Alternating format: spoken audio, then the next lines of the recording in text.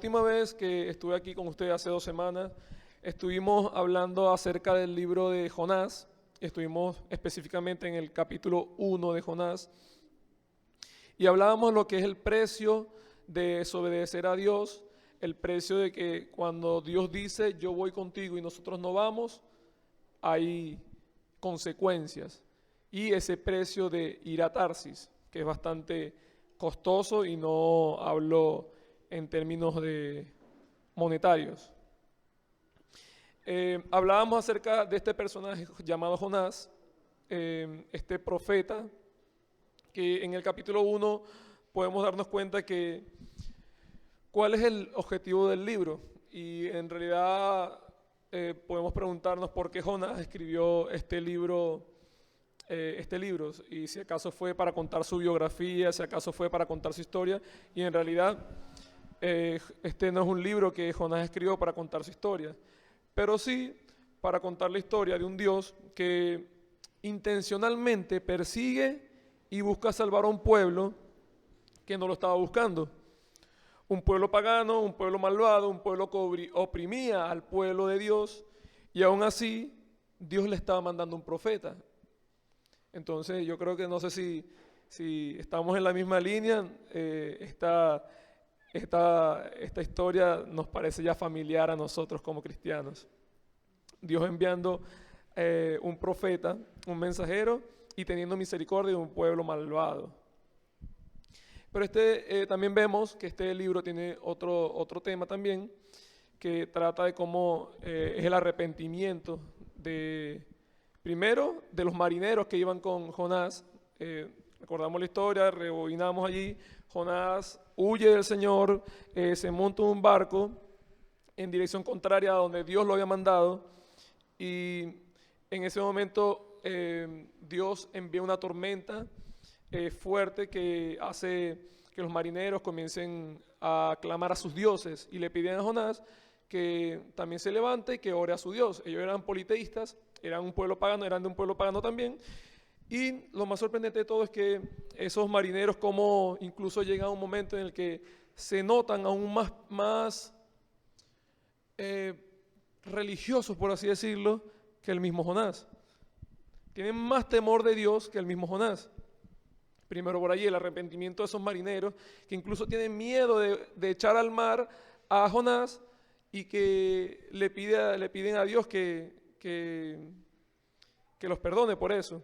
Y también vemos el mismo arrepentimiento de Jonás en el capítulo 1, donde él dice, tomaron luego a Jonás y lo echaron al mar, o sea que el furor, y sintieron aquellos hombres un gran temor por Jehová, y le ofrecieron un sacrificio y le hicieron votos. Ahí vemos cómo ese arrepentimiento da sus frutos en los marineros, que eran paganos, pero que le hacen sacrificio a Jehová y que también hacen votos con él. Y dicen ellos mismos en el versículo 14, te rogamos ahora, Jehová, que no perezcamos nosotros por la vida de este hombre, ni nos haga responsable de la sangre de un inocente, porque tú, Jehová, has obrado como has querido. Eso lo dicen los marineros, imagínense. Entonces, también podemos entender cómo el arrepentimiento comienza, primero que nada, con el temor de Dios. Si nosotros no tenemos temor de Dios, que es el primer paso, no vamos a tener arrepentimiento. No vamos a comenzar como no vamos a iniciar el arrepentimiento. Ese es el primer paso. El segundo paso es rendirse delante de ese Dios, como lo hace Jonás. Jonás ya llegó un momento en el que se rinde a lo que Dios iba a hacer en su vida. Incluso, láncenme al mar, y esa es una forma como él, como que, ya que mi destino sea el que Dios ha querido. Y él estaba preparado para la muerte. Les voy a pedir que me acompañen en la lectura del capítulo 2 de Jonás, que dice, entonces oró Jonás a Jehová, su Dios, desde el vientre del pez, y dijo, invoqué en mi angustia a Jehová, y él me oyó. Desde el seno del Seol clamé, y me oíste. Me echaste a lo profundo, en medio de los mares. Me envolvió la corriente, todas tus ondas y tus olas pasaron sobre mí. Entonces dije, desechado soy delante de tus ojos, mas aún veré tu santo templo. Las aguas me envolvieron hasta el alma, me cercó el abismo, el alga se enredó en mi cabeza, descendí a los cimientos de los montes, la tierra echó sus cerrojos sobre mí para siempre, mas tú sacaste mi vida de la sepultura. Jehová, Dios mío, cuando mi alma desfallecía en mí, me acordé de Jehová y mi oración llegó hasta ti, hasta tu santo templo. Los que siguen vanidades ilusorias, su fidelidad abandonan. Mas yo, con voz de alabanza, te ofreceré sacrificios, cumpliré lo que te prometí. La salvación viene de Jehová. Entonces Jehová dio orden al pez, el cual vomitó a Jonás en tierra. Nosotros podemos leer este capítulo número 2 de Jonás y podemos decir, oye, qué persona tan diferente parece Jonás en este capítulo 2 a ese Jonás que en el capítulo 1 estaba siendo un profeta rebelde que estaba huyendo al mandato de Dios. Pero aquí lo vemos que incluso tiene una escritura muy parecida a lo que son el libro de los Salmos. Esto es una oración que hace el profeta Jonás. Entonces decimos, oye, qué bonitas palabras, qué bonita oración. Y decimos, oye, realmente Jonás sí era un profeta de Dios, era un hombre que estaba al servicio del Señor, que conocía al Señor completamente. Pero al final también podemos darnos cuenta de ese conocimiento que tenía Jonás del Señor, reconociendo que quien lo lanza al mar es Dios, es Jehová, no son los marineros. Quien quiere que él esté allí en el mar es el Señor.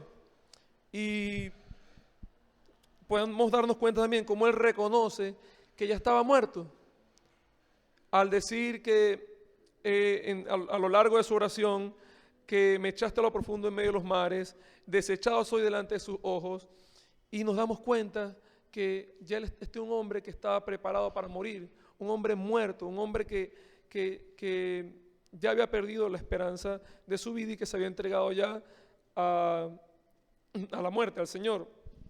Entonces, pero vemos también que esta es una oración donde dice en el versículo 10, entonces dio orden Jehová al pez, el cual vomitó a Jonás en tierra. Nosotros podemos creer que este pez era el castigo de Jonás. Y si nos ponemos a analizar este pasaje, en realidad no es así. El pez está siendo el instrumento de Dios para salvar la vida de Jonás. Porque Jonás, ¿qué hubiera pasado si no le hubiera tragado el pez? Se hubiera ahogado. Recuerden que estaban en una tormenta terrible en la que los mismos marineros que estaban acostumbrados a navegar estaban temblando, estaban dudando por su vida, estaban rogando por su vida. Entonces Jonás verdaderamente iba a perecer, no porque se lo comiera un tiburón o no sé porque se lo comiera un gran pez, sino porque iba a ahogarse. Pero el Señor, no manda al pez, es un pez que ya tenía preparado para salvar a Jonás, para que se lo tragara. Y nosotros podemos pensar, oye, es una historia que parece tan increíble, tan fabulosa, tan sobrenatural, que podemos decir, ¿eso realmente será verdad? Que a Jonás se lo tragó un pez. Y yo estoy investigando un poco, me di cuenta que en 1891 pasó un caso bastante similar. En 1891, un marinero llamado James Bartley, de tan solo 21 años y que estaba apenas comenzando su trabajo como marinero, él era del ballenero de Star All Days, que era un barco que se encargaba de pescar ballenas. Pero en una de esos viajes, este marinero cayó al agua y un cachalote, que es un tipo como de ballena, se lo tragó. Entonces, sus compañeros ya allí lo dieron por muerto, pero incluso ellos siguieron dándole caza a ese cachalote y lo encontraron después de algunos días. Cuando ellos lo capturan y abren el cachalote, se dan cuenta que su compañero James estaba adentro, que estaba inconsciente y que podían revivirlo, pues. Y después de intentar revivirlo, lograron reanimarlo y este hombre se puso en pie y después de eso pudo ser salvado y siguió vivo. Y dicen, ¿qué historia? Esto pasó hace poco, hace unos más o menos 100 años. O sea, no es como hace tantos años como la historia de Jonás y podemos decir, oye, ¿será realmente verdad eso? Investigando un poquito más, hay personas que dicen que esta historia de James Bartley también es falsa. Y nos podemos dar cuenta que el problema al final aquí no va a ser científico, ni de lógica, ni de si es de historia, sino que el problema aquí es teológico, es espiritual. El problema es que muchas personas que se llaman cristianos no les gusta reconocer las cosas sobrenaturales que pasan en la Biblia y niegan todas esas cosas que vemos que Dios hace, esos milagros, buscan la forma de reafirmarlos, de comprobarlos científicamente. Pero si nosotros nos ponemos a ver, por lo menos investigando un poco, David Bourne en su comentario dice que el que cuestiona que Dios sea capaz de preparar un gran pez para que traiga a Jonás, cuestiona la propia identidad del Dios revelado en la Biblia. Nosotros, si cuestionamos que Dios es capaz en todo su poder de preparar un pez para que ese pez nazca, crezca y que pase justamente por debajo del barco en ese momento en el que Jonás fue lanzado al mar y se traga a Jonás y después lo escupe en tierra, realmente nosotros estamos negando el poderío y que Dios es un Dios todopoderoso. Si nosotros pensamos que esto es una metáfora, entonces podemos también llegar a la conclusión de que la burra de Balac no habló. También de que las murallas de Jericó tampoco fueron derribadas. También llegamos a la conclusión de que el Mar Rojo nunca se partió en dos. Y también llegamos a la conclusión de que el maná nunca vino del cielo. También llegamos a la conclusión entonces que Jesús no nació de una mujer virgen. También llegamos a la conclusión entonces que Jesús no multiplicó los panes y los peces. Tampoco caminó sobre el agua. Tampoco resucitó.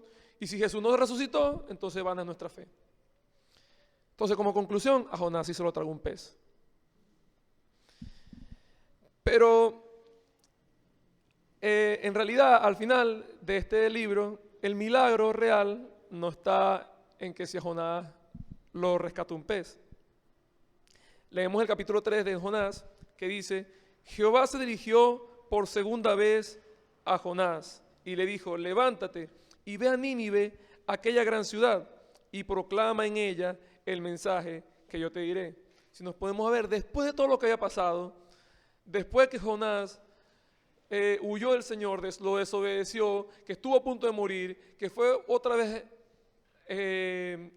lo escupieron en tierra, el Señor le vuelve a hablar. El Señor lo vuelve a buscar y le dice, ve a Nínive. Jonás, esta vez, se levantó y fue a Nínive conforme a la palabra de Jehová. Nínive era una ciudad tan grande, tanto que eran necesarios 3 días para recorrerla. Dicen los historiadores que era una ciudad de 120,000 habitantes. Comenzó Jonás a adentrarse en la ciudad y caminó todo un día predicando y diciendo, dentro de 40 días Nínive será destruida. Los hombres de Nínive creyeron a Dios, proclamaron ayuno y desde el mayor hasta el más pequeño se vistieron con ropas ásperas. Cuando la noticia llegó al rey de Nínive, éste se levantó de su silla, se despojó de su vestido, se cubrió con ropas ásperas, se sentó sobre ceniza. Luego hizo anunciar en Nínive, por mandato del rey y de sus grandes, una proclama que decía, hombres y animales, bueyes y ovejas, no prueben cosa alguna, no se les dé alimento ni beban agua, sino cúbranse hombres y animales con ropas ásperas y clamen a Dios con fuerza. Que cada uno se convierta de su mal camino y de la violencia que hay en sus manos. Quizás Dios se detenga y se arrepienta, se calme el ardor de su ira y no perezcamos. Vio Dios lo que hicieron, que se convirtieron de su mal camino y se arrepintió del mal que había anunciado hacerles y no lo hizo. Este es el verdadero milagro del libro, que un pueblo que era pagano, que un pueblo que no conocía de Dios, que un pueblo que no quería buscarle, se arrepintió. Y si nos ponemos a pensar, miren, no había ni una sola razón para que Dios tuviera que mostrarle misericordia a este pueblo. Nos volvemos a nuestra mente, Romanos capítulo 3 dice que no hay ni un justo, no hay nadie que haga lo bueno, así como tampoco en Nínive había ni uno solo que hiciera lo bueno, no había ni un justo, ni siquiera uno. Entonces, había razones para que Dios salvara a este pueblo. Nosotros no lo vamos a comprender. Ahora sí. Jonás conocía tanto a Dios que él sabía que Él es rico en misericordia. Si vamos a Éxodo 34, versículo 6, dice, como le pasó a Moisés, y pasando Jehová por delante de él, proclamó: Jehová, Jehová, fuerte, misericordioso y piadoso, tardo para la ira y grande en misericordia y verdad, que guarda misericordia a millares, que perdona la iniquidad, la rebelión y el pecado, que en ningún modo tendrá por inocente al malvado, que visita la iniquidad de los padres sobre los hijos y sobre los hijos de los hijos hasta la tercera y cuarta generación. Esto ya lo conocía Jonás. Ya Jonás conocía estas palabras de Moisés. Él sabía que Dios era un Dios misericordioso. Y como dice el pasaje, Dios también es un Dios justo. O sea, Dios castiga la iniquidad. Y así como nosotros podemos pensar, ¿cómo el Señor ha castigado la iniquidad de nosotros? ¿Cómo Dios ha castigado nuestros pecados? Y sí, nuestros pecados ya han sido pagados. Ellos fueron pagados en su santo templo, en esa cruz de Cristo. Allí fueron pagadas nuestras iniquidades. Allí el Señor castigó nuestro pecado. Esos ninivitas somos nosotros. Ellos no conocían a Dios e igual iban a recibir su misericordia. El pueblo de Nínive se arrepintió, así como nosotros lo hemos hecho. ¿Hay qué diferencias entre nosotros y ellos? A lo mejor esta. Un momento el rey dice, quizá Dios se arrepienta. Y cambie de parecer. Dice, quizá Dios se detenga y se arrepienta, se calme el ardor de su ira y no perezcamos. Ese quizás, esa duda con la que yo tenía, miren, a pesar de que no tenían certeza de que Dios los iba a perdonar, se arrepintieron. ¿Cuánto más nosotros que tenemos la mayor certeza de que Jesús nos va a perdonar nuestros pecados? De que nosotros, cuando nos arrepintamos y sigamos a ese Dios verdadero, vamos a tener un final feliz. La salvación para todos los que creamos en el Señor, para todos los que creamos en ese sacrificio de Jesús en la cruz. Esa es nuestra diferencia con los ninivitas. Nosotros tenemos una seguridad en nuestra esperanza, en nuestra fe, en el cumplimiento de sus promesas.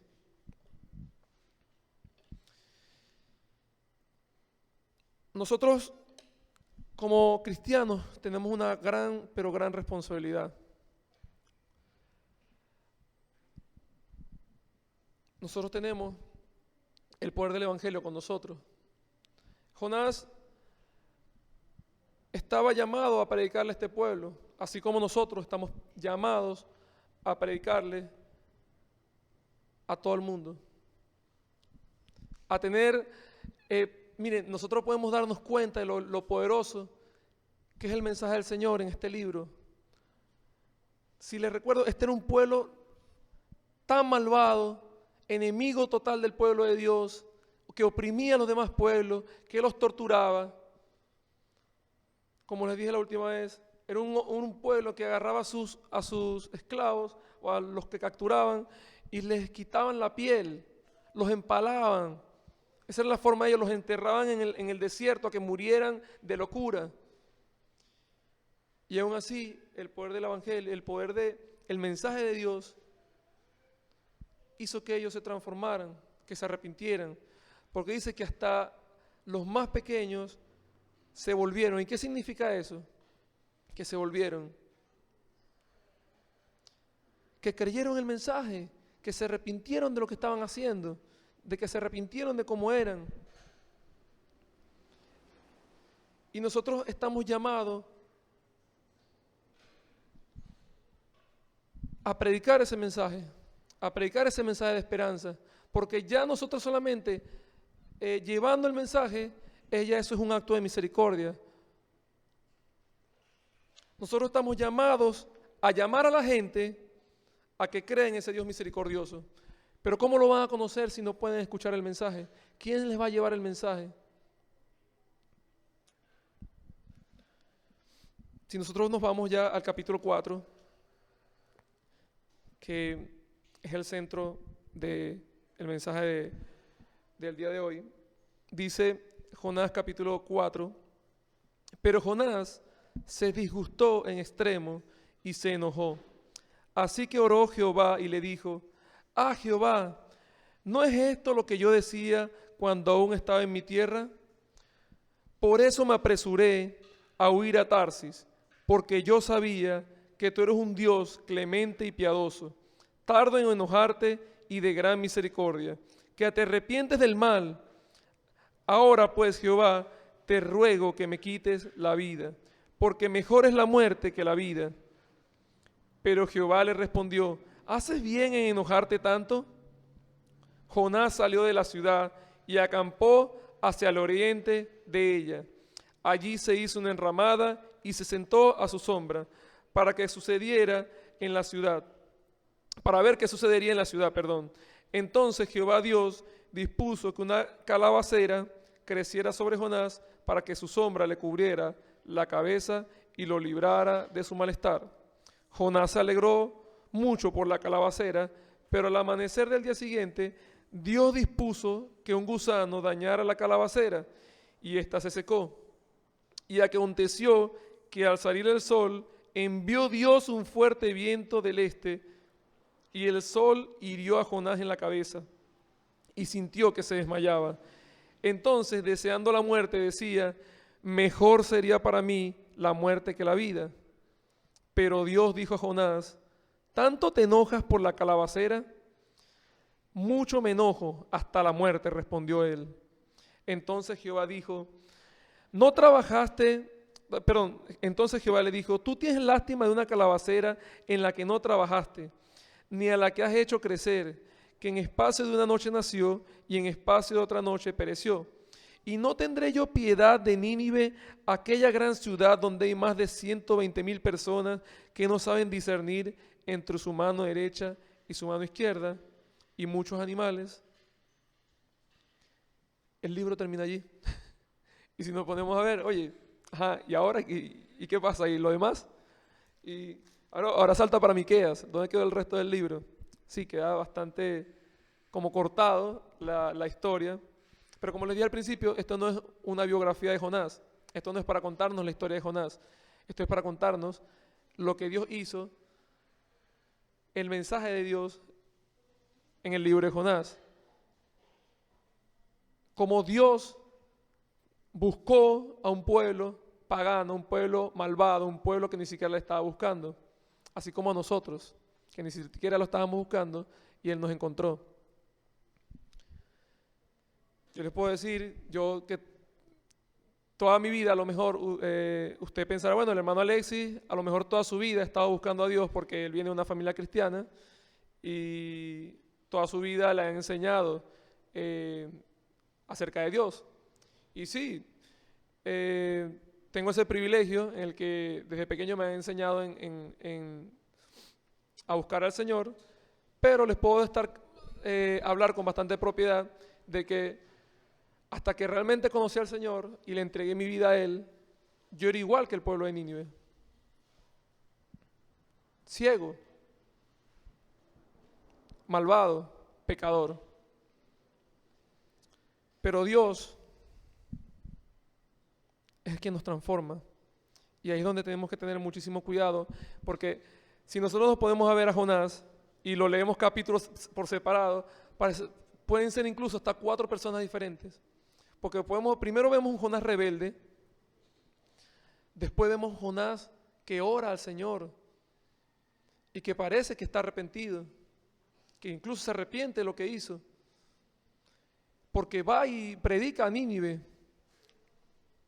Pero después vemos un Jonás enojado, que prefiere la muerte antes que ver a un Dios que salva a un pueblo malvado. Lo primero acá es que si nosotros no cambiamos nuestro corazón, estamos destinados a volver a nuestro mal camino, volver al camino de la rebelión, así como le pasó a Jonás. Nosotros podemos tener temor de Dios y cambiar muchas cosas en nuestra vida, ir a la iglesia, venir a la iglesia, buscar al Señor en la lectura de la palabra, en oración, pero si no hay un cambio, si todo eso no termina en un cambio en nuestro corazón, nosotros vamos a volver a la rebelión, nosotros vamos a volver a ser como Jonás. Y ese es el título de la predicación de hoy. Eres como Jonás. La obra del arrepentimiento en nuestra vida debe culminar con un cambio en nuestro corazón. Jonás todavía tenía demasiado odio contra el pueblo de Nínive en su corazón. Nosotros, una de las preguntas que nos hacíamos en la predicación pasada es ¿por qué huye? ¿Por qué huye Jonás? ¿Por qué huye? Y yo les decía que que en la próxima predicación íbamos a ver la otra razón. Y esa era la otra razón. Mira, él odiaba a este pueblo malvado. Y él prefería que este pueblo terminara como Dios le había dicho que iba a terminar, destruido, queriendo que se salvara. Y nosotros muchas veces como cristianos pecamos en ese sentido. Queremos que en vez de personas malvadas, enemigos nuestros, personas que nos caen mal, antes de que se salven, preferimos que les caiga toda la ira de Dios. Recuerdo a un pastor que contaba que una vez robaron en su casa y después que le robaron muchas cosas, él oró y le dijo: Señor, quítales la vida. Entonces se enteró el pastor que luego a los ladrones le murieron, fueron asesinados. Imagínense cómo está el corazón de ese pastor. ¿Ustedes creen que le iba a volver a pedir algún día por la muerte de una persona? No lo creo. Se sentía muy mal, se sentía culpable.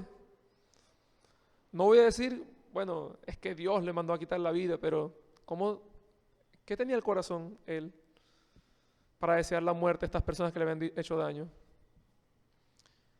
Eso es lo que muchas veces tenemos nosotros también en nuestro corazón. Nos llenamos de odio, nos llenamos de rabia, de sed de venganza, de hambre por el mal, que olvidamos cuál es el cambio que el Señor ha hecho en nuestro corazón, cuál es el cambio que el Señor ha hecho en nuestras vidas. Nosotros necesitamos un cambio en nuestro corazón. No podemos ser igual a Jonás. Ese síndrome de Jonás, que es llamado por algunos, es eso, miren. Nosotros no podemos caer en el tal punto de preferir que una persona se pierda porque te ha hecho mal a ti.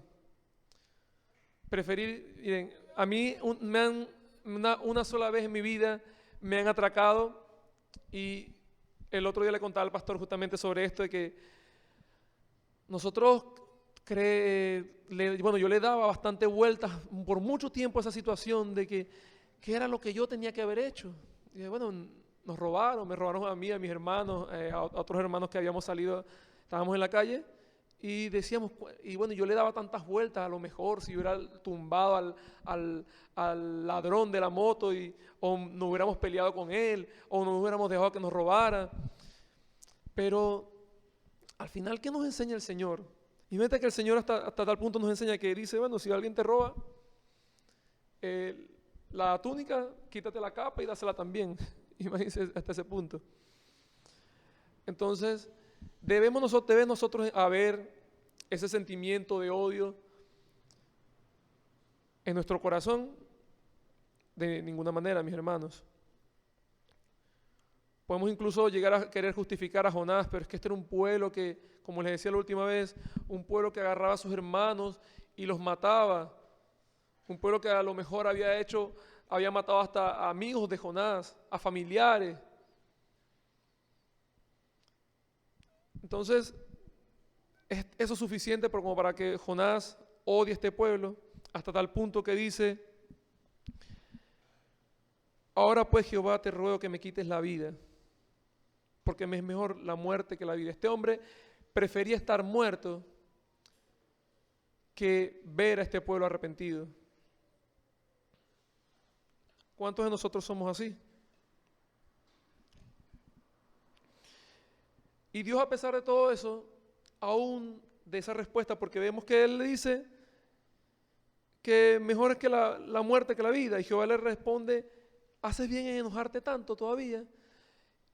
Yo no me imagino a un padre cuando su hijo le habla de esta forma desafiante, o un padre como que le diga, ¿haces bien en enojarte tanto? No, yo me imagino un padre que, bueno, corre a ese muchacho para que respete. Y aún así Dios viene y le dice, ¿haces bien en enojarte tanto? Y después de eso, aún Dios quiere enseñarle algo a Jonás. Vemos que Jonás salió del campo y dice que hizo una enramada y que se sentó a su sombra para ver qué sucedería en la ciudad. Ese sucedería en la ciudad. Yo me imagino que a lo mejor Jonás todavía tenía la esperanza de que Dios castigara al pueblo. Y dice que Dios dispuso una calabacera por que lo entendamos, una mata de uyama, pues una mata de calabaza, que le cubriera la cabeza y lo librara de su malestar. Jonás se alegró mucho por la calabacera. Entonces vemos que el Señor, ese mismo Dios que le da la calabacera, también prepara un gusano para que la destruya y se seque. Y vemos a Dios obrando de tres formas ahí. Primero, le da la calabacera. Segundo, le quita la calabacera. Y tercero, hace que el sol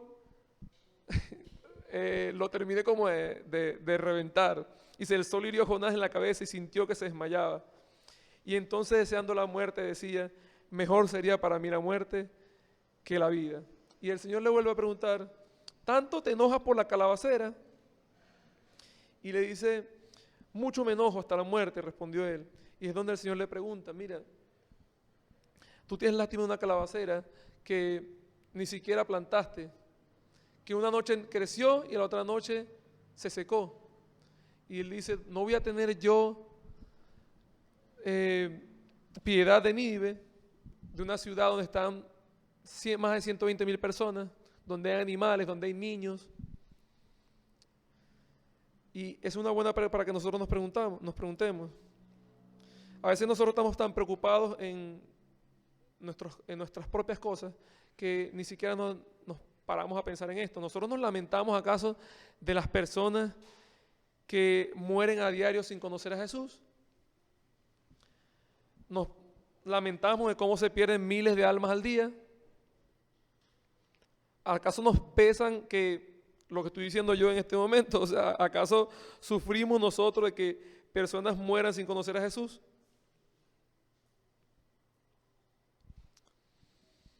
¿De cómo se pierden miles de almas al día? ¿O es que acaso nosotros también sufrimos ese síndrome de Jonás? No nos importa.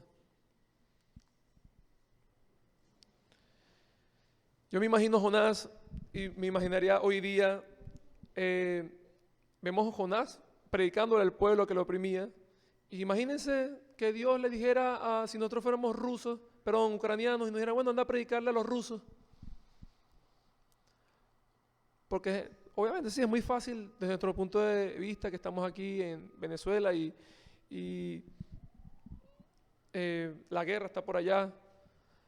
Pero si nosotros fuéramos ucranianos y el Señor nos dijera, vayan a predicarle a los rusos para que se conviertan, ¿tendríamos el síndrome de Jonás allí también?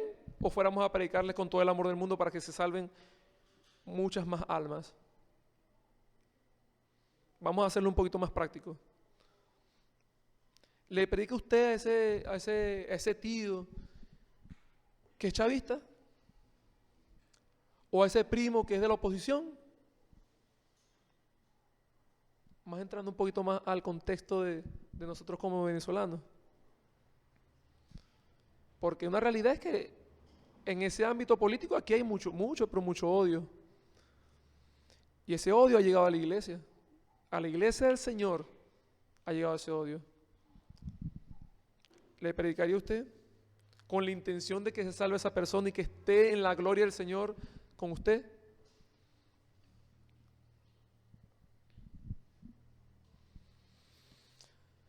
¿Somos nosotros mejores que los ninivitas acaso? Yo me lo pregunto porque el problema en esto está en que muchas veces creemos que nosotros somos pero tan buenos que nosotros sí merecemos la salvación, mientras que aquellos no. Ay, que como yo pienso de esta manera, yo sí merezco la salvación. No, pero aquel no. Llegamos a pensar, no, esa comunidad de Virgen del Valle, qué dura de corazón ha sido, que no quiere venir a conocer, no quiere venir a la iglesia. Y ponemos excusas. No, es que son demasiado malvados, es que son demasiado idólatras. Excusas para... ¿Somos acaso nosotros mejores que ellos? Y les pregunto una vez más, ¿somos nosotros acaso mejores que los ninivitas? No, mis hermanos, no. Si nosotros vamos a Salmos, y justamente el día de ayer, el día de viernes, en el Ministerio de Adoración, en el devocional que tenemos, vimos un salmo bastante interesante que dije, no puedo dejar de compartirlo con mis hermanos el domingo. El Salmo 139, desde el versículo 19, dice, de cierto Dios harás morir al impío, apartados pues de mí hombres sanguinarios. Blasfemias dicen ellos contra ti, tus enemigos toman en vano tu nombre. No odio Jehová a los que te aborrecen, y me enardezco contra tus enemigos. Los aborrezco por completo, los tengo por enemigos. Y si terminara ahí podríamos decir, oye, este es un hombre, el salmista está hablando de un hombre que odia al que odia a Dios, que odia al que es enemigo de Dios, que odia al que no reconoce a Dios. Pero al mismo tiempo el pasaje sigue y dice en el versículo 23, examíname, Dios, y conoce mi corazón. Pruébame y conoce mis pensamientos. Ve si hay en mí camino de perversidad y guíame en el camino eterno. ¿Acaso, mis hermanos, no necesitamos nosotros también que Dios examine nuestros corazones? ¿No necesitamos también nosotros que nos pruebe? Que conozca también nuestros pensamientos, que nos examine, que vea si en nosotros también hay camino de perversidad. ¿Dónde comienza el arrepentimiento en la persona? ¿Cómo una persona puede conocer que necesita de Dios si no es conociendo primero que es una persona malvada, que merece realmente el castigo eterno? Y si usted es una persona que gracias a Dios, y no gracias a sus obras, o porque usted es muy guapo, porque es muy bonito, porque le cayó bien a Dios, no, es porque es gracias a Dios, en su misericordia, que lo ha sacado de las tinieblas y lo ha traído a su luz admirable, usted no reconoce que usted lo que mereciera era el castigo eterno, entonces usted nunca va a tener un cambio en su corazón. Entonces usted nunca va a tener un arrepentimiento en su vida y va a seguir repitiendo lo mismo y lo mismo y lo mismo hasta que muera y termine en el lago de fuego. ¿Qué nos lleva a nosotros a tener un cambio en nuestras vidas? Si no es el reconocimiento primero de que nosotros somos pecadores, tan pecadores como estos asesinos de Nínive.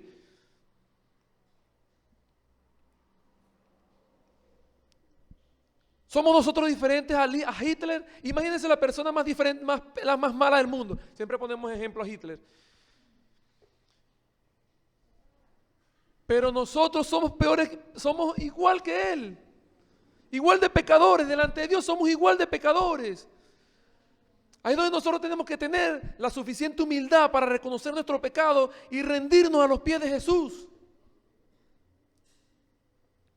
No se conforme, hermano, con lo que usted ya sabe de que venir el domingo, ya cumplí, ya hay una vida falsa, una vida que no es lo que quiere el Señor de usted. El Señor lo que quiere de usted es una vida de arrepentimiento. ¿No necesitamos nosotros también que Él nos guíe por el camino eterno? ¿O solamente nos vamos a quedar hasta los aborrezco por completo a tus enemigos, Señor, los tengo por enemigos? Yo odio al que no cree en ti. Yo odio al que no te reconoce como único Dios y como único Salvador. ¿Nos quedaremos allí? ¿O realmente vamos a tener un cambio en nuestra vida?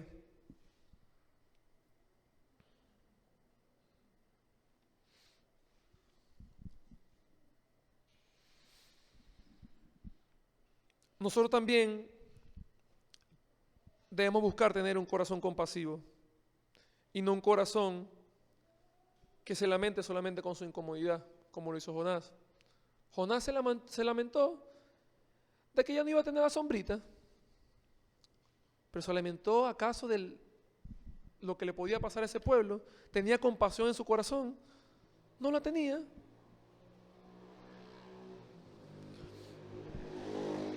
Si nosotros no tenemos un corazón de compasión, lleno de compasión, nosotros estamos condenados a tener ese síndrome de Jonás. Estamos condenados a ser como este Jonás. Jonás, tanto que conocía al Señor, nunca se dio cuenta que era lo que quería el Señor con él. Al final lo que quería el Señor con Jonás es que él se convirtiera en un vehículo para su misericordia. La misericordia para un pueblo que estaba perdido. ¿Cuántos de nosotros pensamos en esos pueblos que están perdidos? ¿Cuántos de nosotros pensamos en esos familiares de nosotros que están perdidos? Porque si a lo mejor pensamos, bueno, voy a ir a Japón donde el evangelio no es predicado, voy a ir a la India, voy a ir a la selva. Pero ¿cuántos de nosotros nos preocupamos por ese amigo, ese hermano, ese primo, ese familiar que no conoce al Señor?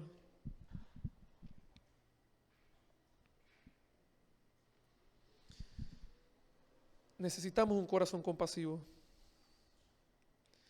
Si vamos a Mateo capítulo 12, hasta el mismo Señor Jesucristo identificó su ministerio con Jonás. Dice el versículo 39, Él respondió y les dijo, la generación mala y adúltera demanda señal,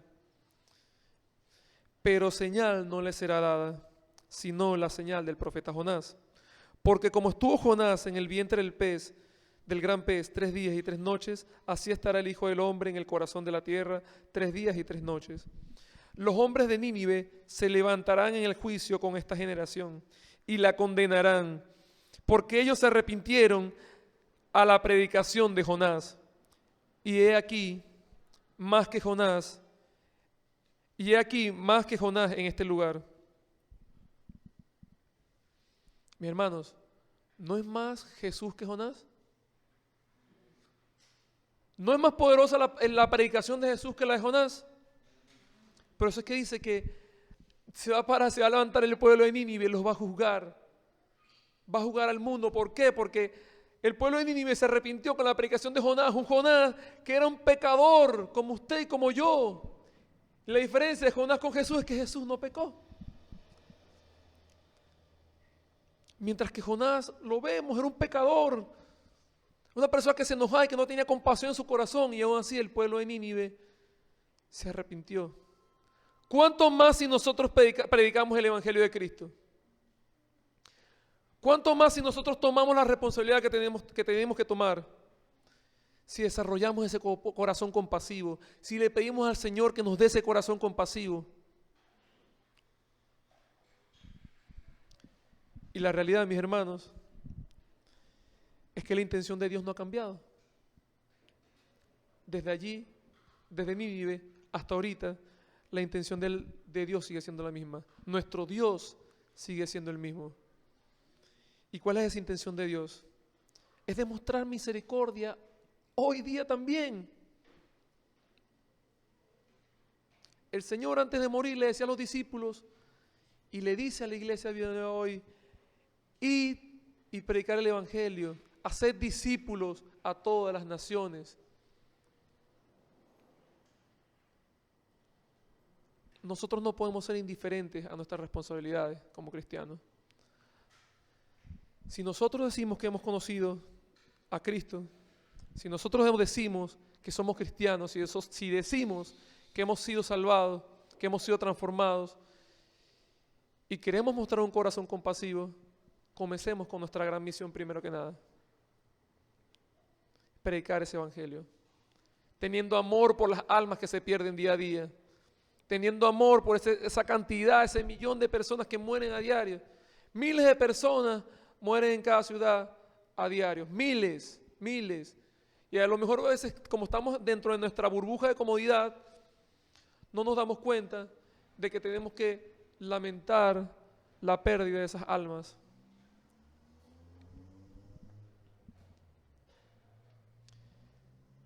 Muchas veces nuestra propia ignorancia nos lleva a tener una falta de compasión, a tener una falta de empatía, a tener una falta de amor, a tener una falta de misericordia.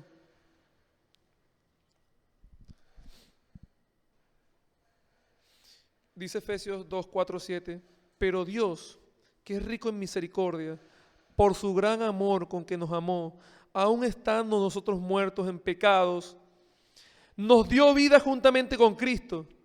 Por gracia sois salvos. Y juntamente con Él nos resucitó.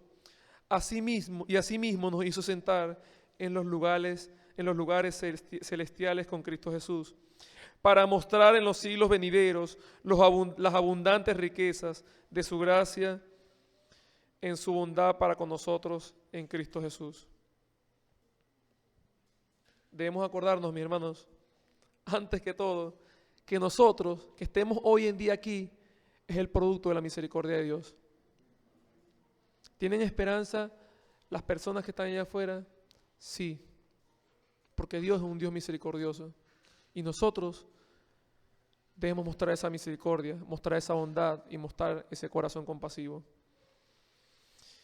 Que la enseñanza del día de hoy sea que nosotros salgamos acá con un hambre de un corazón compasivo, un corazón que muestre la misericordia del Señor, y que nosotros sí cumplamos ese propósito que el Señor quiere para con nosotros, es que seamos un vehículo para su misericordia, para el arrepentimiento de un pueblo que está perdido y que cada día está más perdido.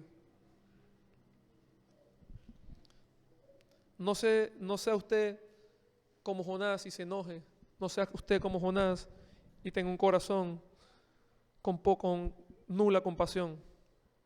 Sea como Jesús. Seamos como nuestro Señor. Dios le bendiga, mis hermanos.